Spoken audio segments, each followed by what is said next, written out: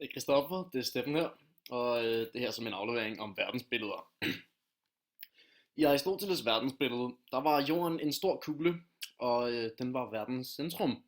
Alle ting forsøger at nå centrum, alle fysiske ting i den fysiske verden, og det er hans begrundelse for det, vi så nu kalder for tyngdekraften, altså at alle ting bliver tiltrukket af, eller det de troede var jorden.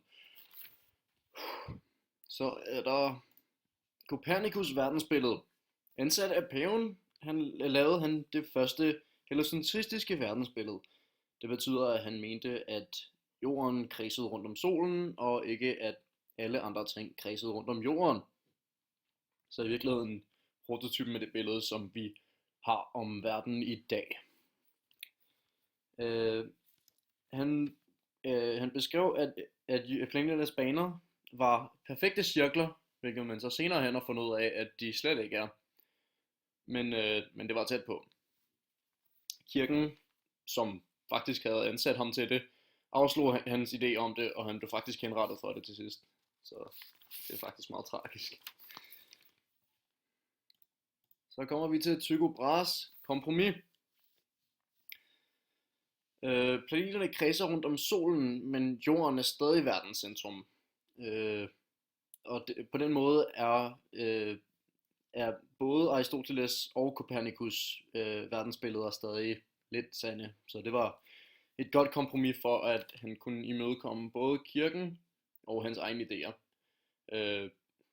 Og på det tidspunkt ville man ikke være fjender med kirken, fordi hvis man blev fjender med kirken, blev man henrettet. Så det er klart, at han skulle finde på et godt kompromis, selvom man måske ikke helt troede på det selv. Så kommer vi til Johannes Kepler. Johannes Keplers planetsystem.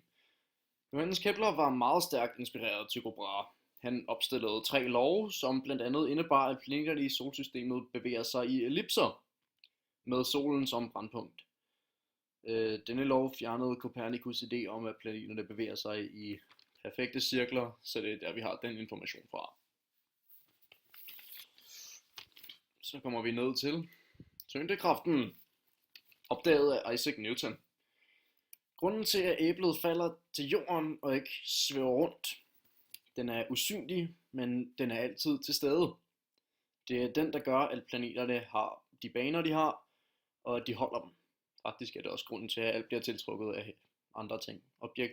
Et objekt bliver tiltrukket af et andet. Det er i virkeligheden det, tyngdekraften er. Så kommer vi samtidig til Newtons eksempel på tyngdekraften. En kanonkugle skydes fra et højt bjerg med en begyndelseshastighed. Kuglen falder til jorden, men hvis farten er tilstrækkelig høj, falder kuglen hele tiden ved siden af jorden.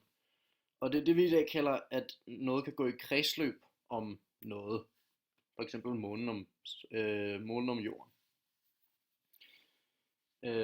Man skal betragte jorden lidt som en kæmpestor kanonkugle, der hele tiden falder ved siden af solen, men samtidig bliver tiltrukket af den. Så det er der, hvor vi har tyngdekraften fra. Det er også der, hvor vi har planeternes baner fra. Så kommer vi til Tycho Brahes nye stjerne, Stella Nova, som i virkeligheden bare betyder ny stjerne. Stella Nova var det, vi i dag vil kalde for en supernova. Så en stjerne, som i virkeligheden er ved at dø. Det er også derfor, at han kunne opdage den på himlen, fordi det var så stor en ændring i forhold til, hvad den normalt havde været. Den ændrer simpelthen, altså den brænder simpelthen ud nærmest og bliver til et kæmpestort lys. Og hans opdagelsen af den her nye Stella Nova, den stred imod Aristoteles idé om, at rummet ikke ændrer sig, fordi alting er ligesom bare sat på. Så det skulle Tycho passe lidt på med. Og noget helt andet, som Tycho også kom på, eller fandt ud af, det var, at i 1577 kiggede Tycho Brahe op mod himlen, efter at have været fiske, siges det, og så en meget mærkelig ting, og det var faktisk en komet. Tycho målte kometens afstand fra jorden og beregnede, at den ville komme tilbage igen efter en årrække.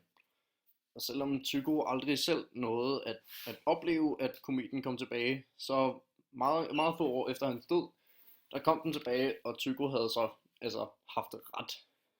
Der kan man selv se. Det var så min opgave om verdensbilleder. Jeg håber, du kan lide den, og tusind tak. Ha' en god aften.